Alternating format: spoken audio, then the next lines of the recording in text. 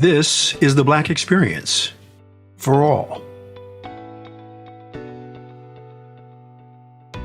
Deval Patrick is a professor of practice and co-director of the Center for Public Leadership at the Harvard Kennedy School.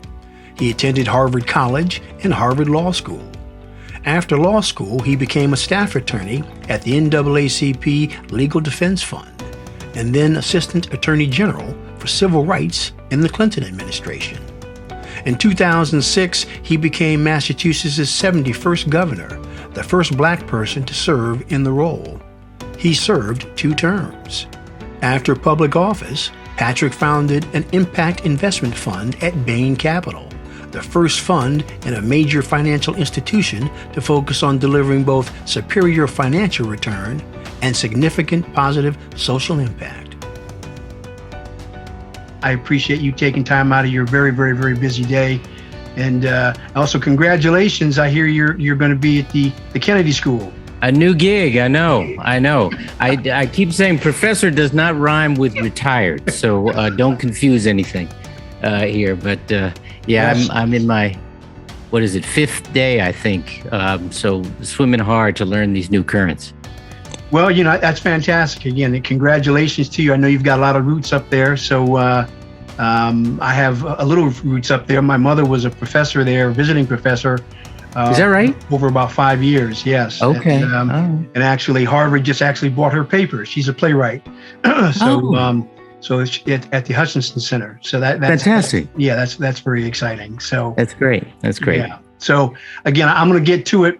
Okay. Again, thank you for joining us. I don't know whether I sent you a little note this morning. I don't know whether you got a chance to take a look at that about, our mission and what we're trying to do. I saw that. It's beautiful. It's beautiful. Thank you. So what I want to do is, three things. One, talk briefly about, your family, your upbringing, the role of your parents in your life, your decision to then move into public policy, and then the idea that you wanted to run for governor and successfully ran two times. And if my numbers are right, you were there have only been 2 elected Black governors in the history of America. That's right. That's unbelievable. That's unbelievable. So I'd like to talk about that and what that means. So firstly, just talk about your family and again, your role models, your mentors growing up and how important that was for you and how that shaped you, sir. Well, first, thank you very much for having me. I grew up on the south side of Chicago in the 50s and 60s, which at that time was, full of folks like my grandparents who were part of the Great Migration. Everybody talked Southern, everybody ate Southern, everybody prayed Southern. It was. You might as well have been in a town in somewhere in the South. My grandparents had come up in the 30s from Kentucky, and we lived. My sister and mother and I lived with them and various other relatives who came and went in our grandparents' 2-bedroom tenement. I remember my mother and sister and I shared one of those 2 bedrooms and a set of bunk beds. So you go from the top bunk to the bottom bunk to the floor every third night on the floor. But we had a real sense of community because that was a time when every child was under the jurisdiction of every adult on the block, right? You messed up in front of Ms. Jones, she'd straighten you out as if you were hers. Yes. And then, then she'd call home and so you get it twice, right? Yeah. And I think what those adults were trying to get across to us is that being in community is it really is about understanding the stake that you have in your neighbor's dreams and struggles as well as your own. That's what you got from the old ladies in hats in church and also from the teachers, right? Big, broken, crowded, under-resourced, sometimes violent public schools. But we had amazing teachers who paid attention to us and taught us how to look up and not down. I remember my 6th grade teacher, Mrs. Quaintance, 35 kids in the classroom, all of us kind of in one form or another, a mess. and she taught us to say the greetings and to count in German. She took us to the first opera I'd ever seen. She took us to the Chicago Lyric Opera, and as I've said before, I didn't know what they were singing about. I still don't know what they were singing about, but it was magnificent.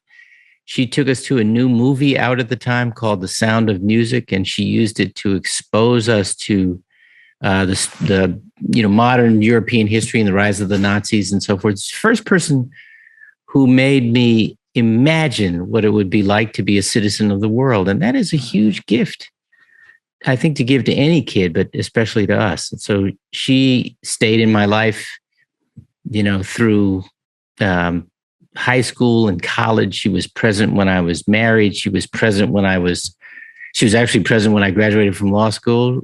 She was present when I was sworn in to my post at the Justice Department. She would have been present when I was inaugurated as governor had she been alive. But my third grade teacher was there. So important mentors in those Black women and men who were in those classrooms doing what they did, both from an intellectual point of view, but in many respects more from as much from a sort of character point of view.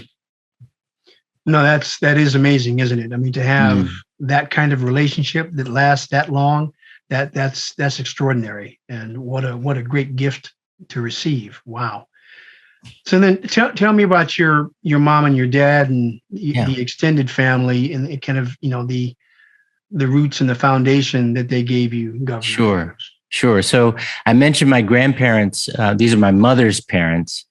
Had come up from Kentucky in the 30s. It was probably the 20s, or late teens. And my grandfather worked for 60 years at the South Shore Bank as the custodian. He swept the floors. He drove the executives. Remember when he died, that the chairman of the bank came to his memorial service and said at a different time my grandfather would have died chairman of that bank. He was a beloved figure. He worked all the time.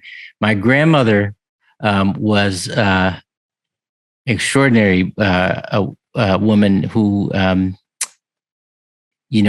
had this angelic voice. She sang at her local church.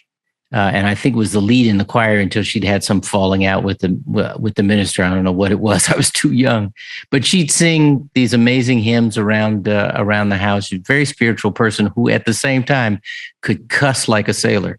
So, I mean, she invented curses I hadn't heard before and I haven't heard since. My parents, my dad was a jazz musician. And helped to found a sort of an avant-garde group called Sun Ra.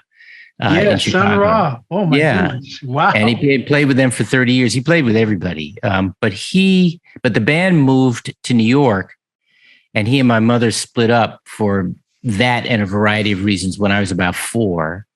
So we then moved in with our grandparents. I'd been born in my grandmother's bed in that tenement I told you about, but we moved in with them after my parents split up. My mom had dropped out of high school to have my older sister, and after a period of time on welfare, she got her GED and ultimately got a job in the post office, and got her first car and all that. I was out of the house by then, but she was on her way and becoming independent after a long, long time. But again, we grew up in a multi-generational household, like a lot of folks did in those days, actually in a lot of different kinds of communities.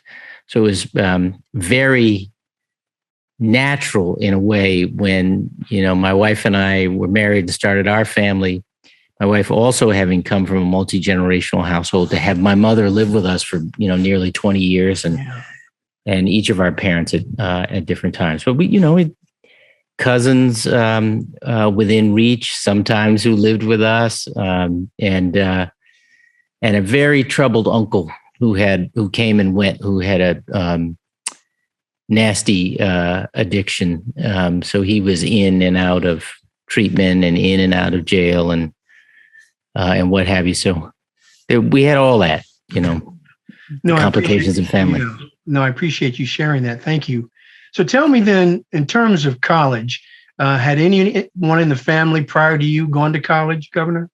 No one in my family had gone to college before me. And interestingly, no one in my family discouraged me from thinking about college. I thought about it early.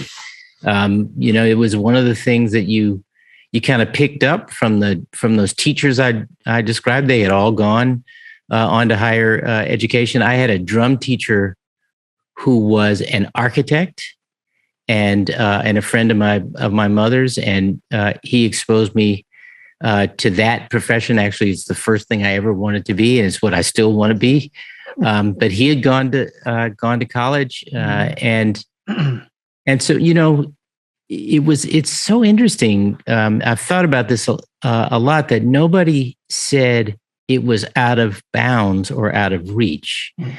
They didn't quite know how to enable it, but they didn't tamp down my hopes. And frankly, I didn't know what going to college was like until I was in high school. I got a scholarship when I was 14 to go to Milton Academy outside of Boston. Okay. And through a program called A Better Chance. And, Adam, I had never seen Milton or any place like it before. I didn't know what an independent boarding school was. I didn't actually see the campus until the night before classes began, when I arrived by myself. And I just tell a story about how they had a dress code in those days, and the boys wore jackets and ties to classes. So when the clothing list arrived at home, my grandparents splurged on a new jacket for me to bring with me to school. But a jacket on the south side of Chicago is a windbreaker. So the next morning, right, when all the boys are putting on their blue blazers and their tweed coats and so forth, and there I am with my windbreaker, and I'm thinking, oh man, I have a lot to learn. But I figured it out with the help of some very kind adults and students, actually. And Milton has a whole apparatus, like schools of that kind do, to help students think about college and then apply and all that. And I remember I applied to 5 colleges. I got into the one I really wanted. I got into all of them, actually, but the one I really wanted, I called home. And I got my grandmother on the phone, and I said, "Grandma," I said, "I'm going to college next year. I'm going to Harvard." And she carried on, and yelling and screaming and calling everybody in the apartment. And then she paused and she said, "Now, where is that anyway?" And I remember just thinking, come on, you don't know what a big deal this is. And then, it was years later that I realized actually she got the point in some ways better than I did at that point, because what she was excited about was not the prestige, it was the opportunity. Yeah, that's fantastic. So tell me then, and just briefly about Milton, but also about growing up, what role did race play in your community, Governor? It's interesting. In when I was growing up on the South Side, because Chicago was such a segregated city. Yeah. We, in some ways, I think we're not as aware of race. I mean, you noticed that the guy who owned the hardware store was a white guy, and we went downtown really, I think, once a year to the Sears on State Street for school clothes. And then we saw and were around white people, but mostly we weren't. But of course, this was also the 60s. So the images on TV of what was going on in the world were coming home to us, in the South mainly, were coming home to us. And then after the assassinations, and again at the I'm talking about JFK's assassination, and then Bobby Kennedy and Dr. King's assassination, and then coming on to the Democratic National Convention, the so-called Woodlawn riots, came right through our neighborhood. So we were conscious of the issues without being exposed to it. We knew, I'd go so far as to say we knew that in many quarters we were hated, but we weren't exposed to that hate. And I will say, in our household, we were admonished not to internalize that hate. In other words, that wasn't our problem. That was somebody else's problem. Meaning it could affect us, yes, but we weren't supposed to answer that hate with hate. Dr. King came through Chicago when I was a little kid. And I remember my mother, he was speaking in a park nearby. My mother took my sister and me to hear him. And I can't honestly remember a single thing he said, but I remember what it felt like. I remember the companionship, the fellowship you felt with all these people in this park who were just like us, of limited means and limitless hope, the aspiration, the expectation, and the sense, here's a real old-fashioned idea that how you behaved was a reflection on the race. It was, if you wanted to be, as they used to say, a credit to the race. That's the sort of thing we internalized. It was very sort of middle class aspirations in a way for people who were poor and marginalized. And do you recall what year that was, Governor? When Dr. King came through? Yes. Gosh, I think I was probably 7 or 8 years old. So figure early 60s. Okay. Yeah. No. That's thank you for sharing that. And that sort of leads to the next question was, I know you said your dad was a jazz musician, and I assume that he traveled a great deal. Yeah. I mean, when okay. he, yeah. So let me ask you this. Yeah, so please. In terms of having that conversation, as Black parents do with Black children about, who we are, where we fit in the world, in America. I mean, what kind of, you talked about having knowledge about what was going on, but in terms of your parents and grandparents talking to you about being a Black man in America, do you remember having those kinds of conversations, sir? Of course, yeah. I remember my grandfather, who hardly, it's funny, hardly said a word. He was so almost taciturn, kind of very passive. My grandmother, of course, took up a lot of the oxygen, but he was out in the world and working in a bank that was, populated by white people, except for him, and at least at the beginning, until the neighborhood started to change, and then ultimately it was bought and led by Black people. But he was beloved at the bank, and respected at the bank, although there was no expectation at the bank that he would be ever anything more than the custodian. Mm-hmm. But he never said anything to me about my own progress and so on. I would find out from the tellers and the bank officers on the rare occasions I went with him to the bank, just how proud he was of me and how high his expectations were of me. He never said it to me, he'd say it to them. And I think that the conversation I most remember was in high school, when I was home for in the summers. I would work with him at part-time jobs he had, cleaning laundromats and stuff like that. I remember that's when he told me, to in effect, keep your guard up. But an interesting kind of twist on it, which was different from the message I got from my father.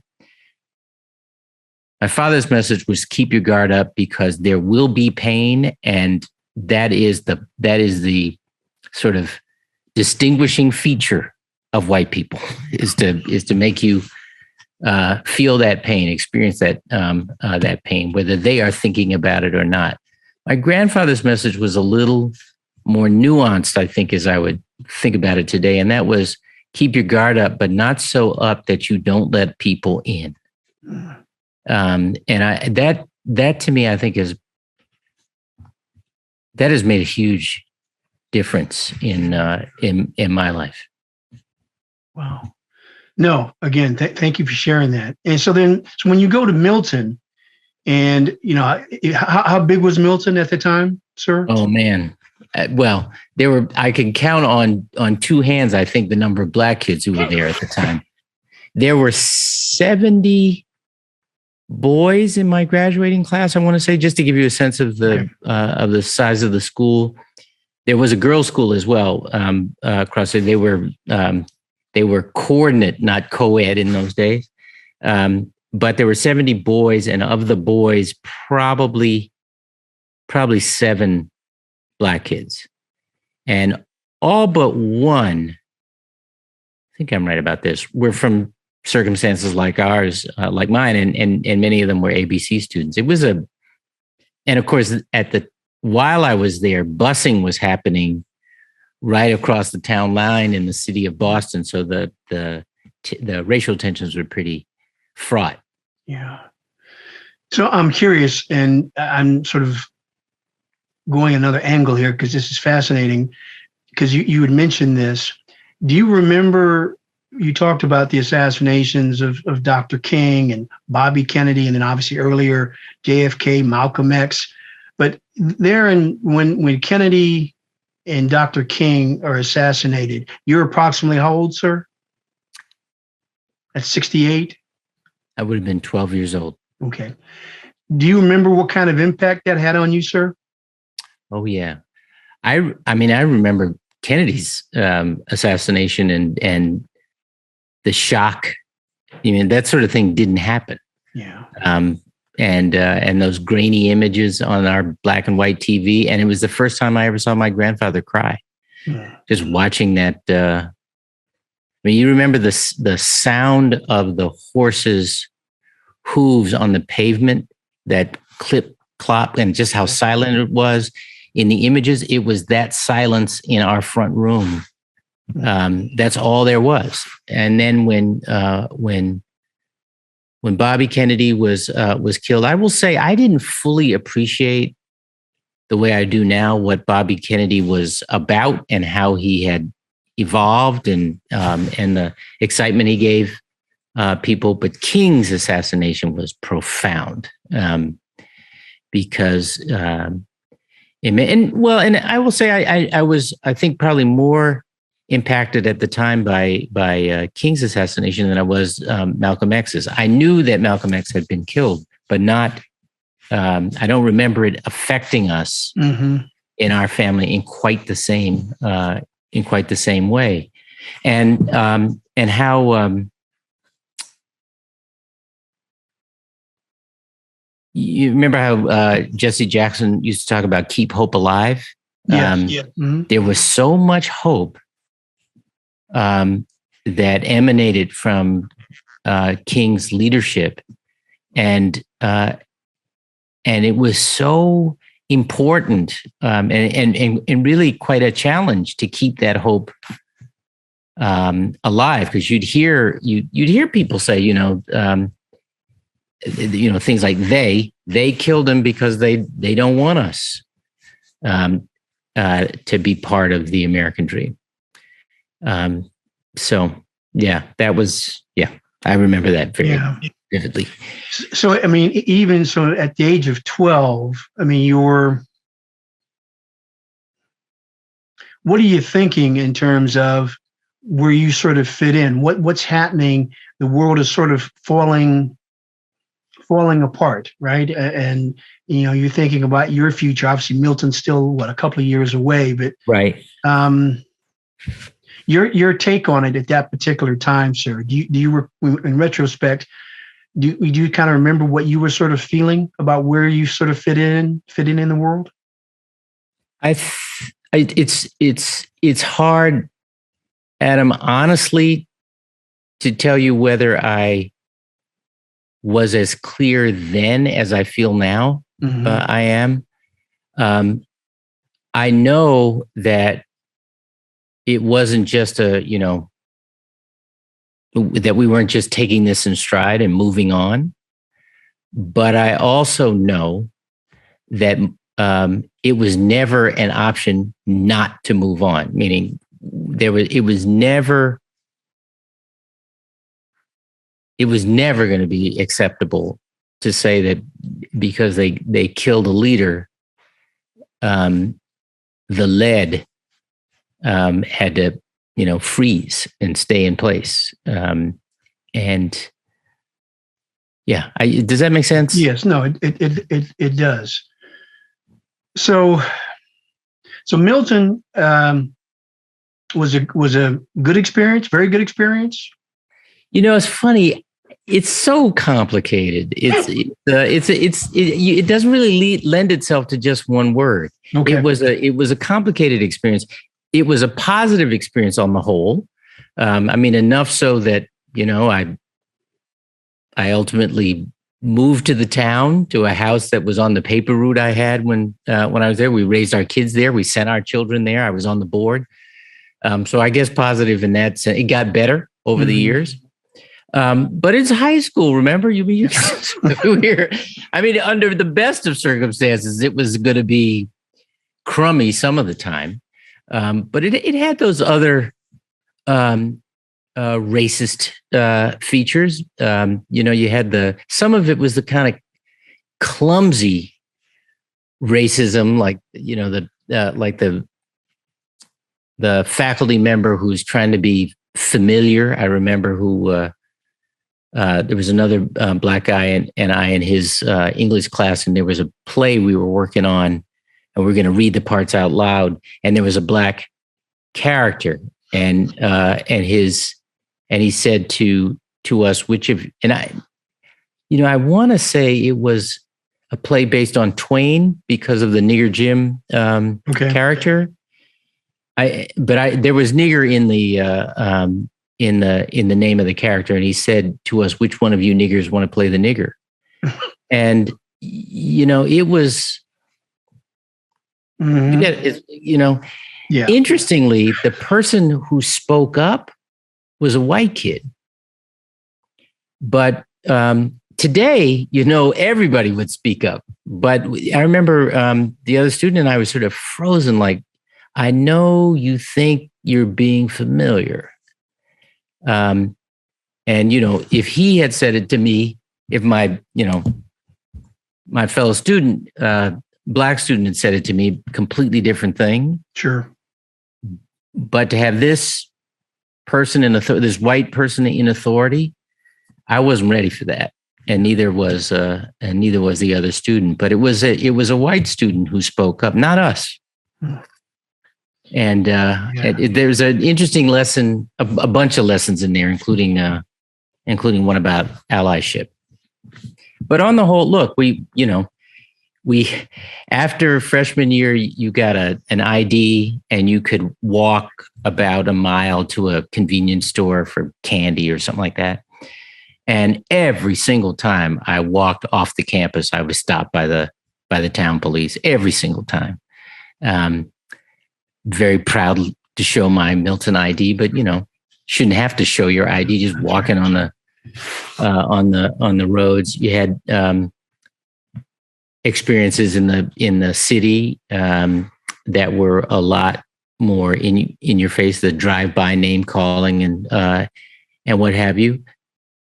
But alongside that were incredible acts of kindness and grace and welcome. There was a legendary English professor I had in my first day, in my first year there, and he was an old WASP, lived in the town, a lot of inherited money, an absolute lover of the language and of reading. And he stayed in my life to the end of his days, as have the rest of his family. So, and there were people like that, and kids too, who kind of got over the curiosity factor and could start to actually ask those dumb questions, but in a way, for some, that it came from a place of real interest. But I'll tell you, the way it works, I think, is this: the sort of maybe this is the simpler way to answer your question. My new friends were interested in my life on the South Side of Chicago, but so much. And my old friends on the South Side of Chicago were interested in my life at Milton, but so much. So you began to feel like the price of admission to the one world was rejecting the other. And which is a thing I think that breaks the hearts of an awful lot of kids like me in settings like that. And I think I got an early lesson. I realized I was getting an early lesson with the help of some of the people I've referred to, in how important it is to figure out who you are and to be that all the time. And you will lose some people and you'll gain others. It's certainly easier to remember, but just be you. Yeah. All the time, wherever you are. And I think that's been hugely important for me, trying to, move among all kinds of different worlds and settings, and loving to do that as much as I can. We're, in terms of the economic status of most of the white kids in Milton. Oh, mercy. That was a whole other thing. So I assume they came from money. Look, the whole experience of meeting people whose names were on the buildings, other 14-year-olds whose names were on the buildings. Wow. Yeah. There were still day students who arrived in chauffeur-driven cars, and the drivers in livery. It was summer as a verb. Who speaks like that? We would, school vacations would come or break, and people would go to their second and third homes. They'd go on ski vacations for the weekend in some place that required getting on an airplane and what have you. And I thought, really? That's a. But I made a friend there who was about as different from me as a person could be. He grew up in Greenwich, Connecticut, fancy places. His father and grandfather were ministers, but he'd been going up to a family place in New Hampshire for generations. He was just about as different from me as I could be, and we are as close as blood, and have been for 50 years. He was the best man in my wedding. I was the best man in his wedding. He was the godfather of our oldest child. I'm the godfather of his youngest child. It's just, so this business of having your guard up, but not so high up that you don't let others in. And we keep discovering, we keep asking ourselves these dumb questions. We traveled. I had business in Southern Africa, and he came with me to hang out because we were going to do some stuff on the back end. He hadn't traveled to Africa before, and we had young families at home and all that. And I remember I had to go do something, and he was going to walk around Harare in Zimbabwe. And I came back from the meetings I had in the morning, and he was back holed up in the hotel. And I said, "What's going on?" He said, "I was really uncomfortable." I said, "Well, tell me why." He said, "Is it possible I'm afraid of Black people?" I said, "Man, okay. You are finally beginning to understand what it's like to be the only one on the street or in the room or what have you. That is what it's like."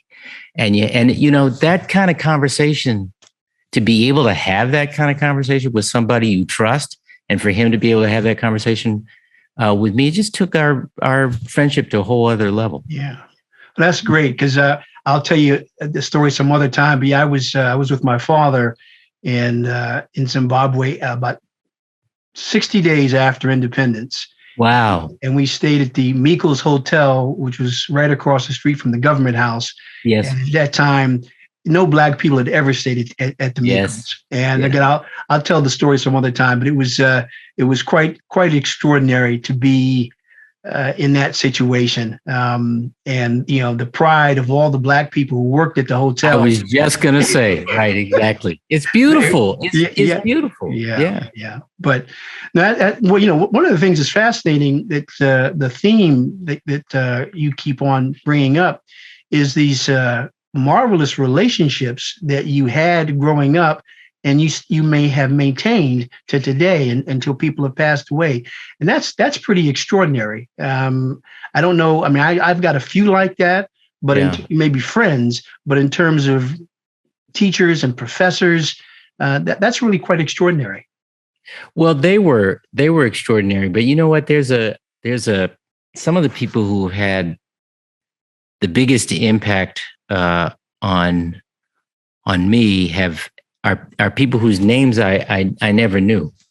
And I remember there was this, I was home from Milton for a school vacation. I was late to an appointment, and it required I get a bus to get there. And I went hustling off to the bus stop not too far from our house, just as this oily Chicago Transit Authority bus came wheezing up, and I hopped on the bus, and there was old Black guy. I say old Black guy. He was probably then the age I am now, but there was, Black bus driver, kind of grizzled, salt and pepper beard.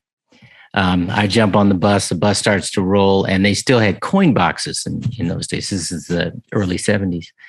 And I reached in my pocket, and I realized I didn't have enough money for the fare. And he looked at me, and he pointed at the seat closest to the door, and he said, "Sit down, son."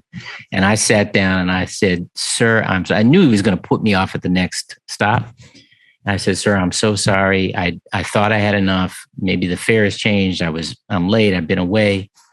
And he looked from the road, and he looked me over, and he sized me up, instantly, the way people who serve the public can do. And he turned back and looked at the road, and his expression softened. He said, "Just pass it on, son. Just pass it on." And it's a tiny, tiny act of grace, changed the day and made me think about how to be a better man. I mean, it seems like a dumb example, but I think there are examples like that. If you have your guard up, but not so much that you don't let others in, there are all kinds of ways in which you get these lessons about how to be. Mm-hmm. And I don't know all their names. If I knew his name, I'd be in touch with him just as an act of gratitude, because as time goes on, the significance of those kinds of lessons really starts to sink in.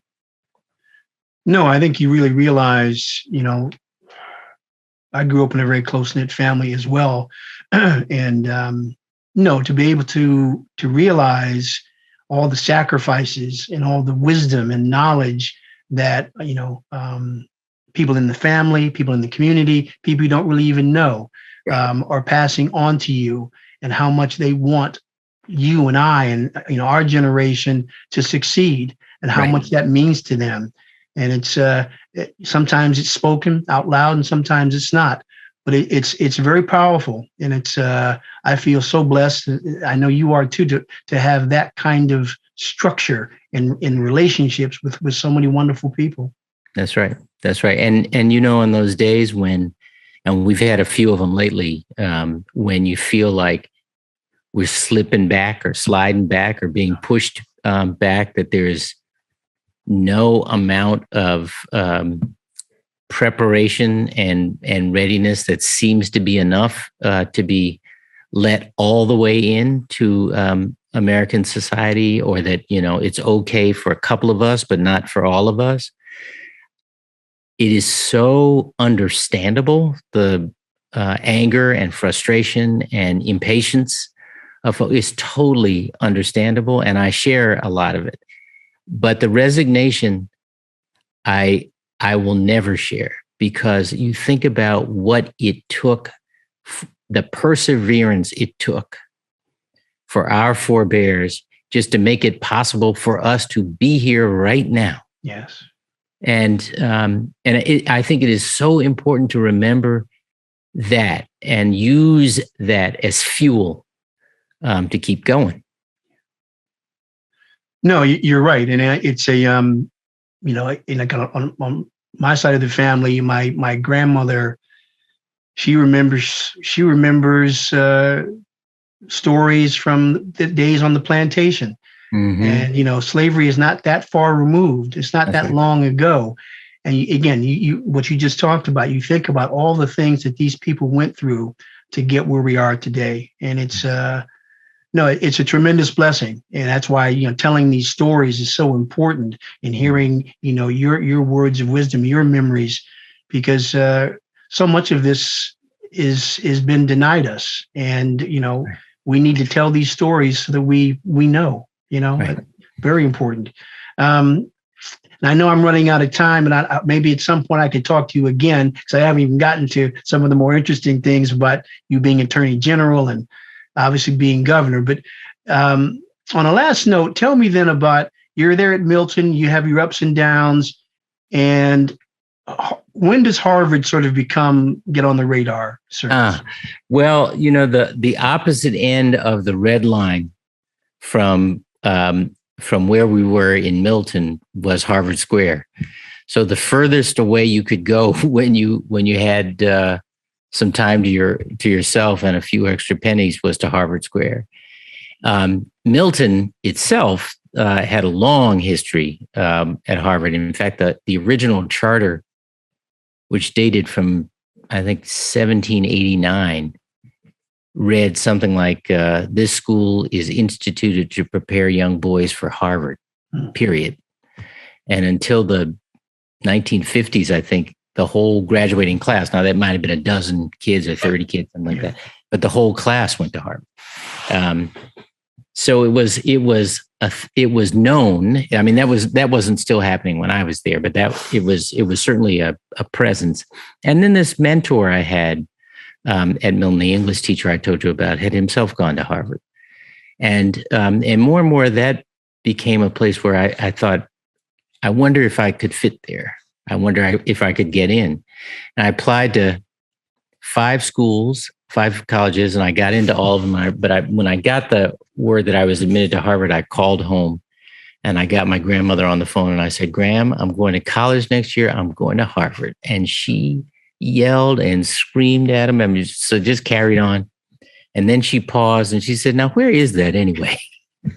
And I remember being so disappointed by that reaction until, I processed it, and years later got some perspective on it. And I realized she actually got the point better than I did, because she was excited not about the prestige, but about the opportunity. Right? Yeah. And it was so wonderful that she and my grandfather were there when I graduated. That's fantastic. And so was Harvard, in terms of, you didn't know whether you could get in or how you would fit, those early days, early weeks at Harvard, what was that sort of like, sir? That term imposter syndrome, that I used to think somebody is going to knock softly on the door in the middle of the night. It's going to be somebody from the admissions office, and they're going to say, Mr. Patrick, we're very, very sorry, but if you could quietly gather your things, we made a terrible mistake, and we don't want to embarrass you, and we don't want to embarrass your roommates. The funny thing is, everybody's feeling it. The schools like Harvard can fill the whole class with valedictorian, scholar athletes, people who've already written their first novel or composed their first symphony. But they don't on purpose, at least then on purpose, because they were trying to compose a class where accomplishment and character were all built. I'm not sure that's how they would describe it. There were some remarkable, I mean, there were some jerks, but there were some remarkable people there, and some have remained in my life since. Law school was the most fun. Undergrad was really good and hard.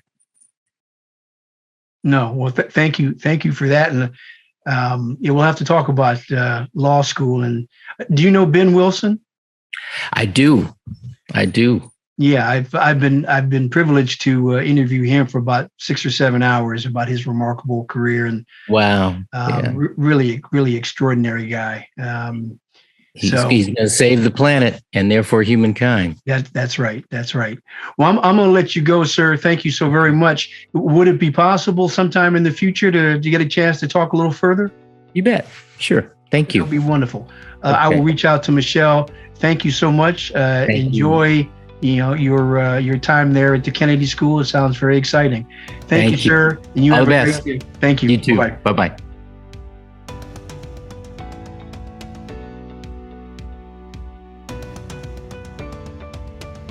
This is the Black Experience for all. If you like what you hear at the Black Experience, please consider clicking on the join button to support our nonprofit. I'm Adam P. Kennedy. Thank you for joining us. This is the Black Experience for all.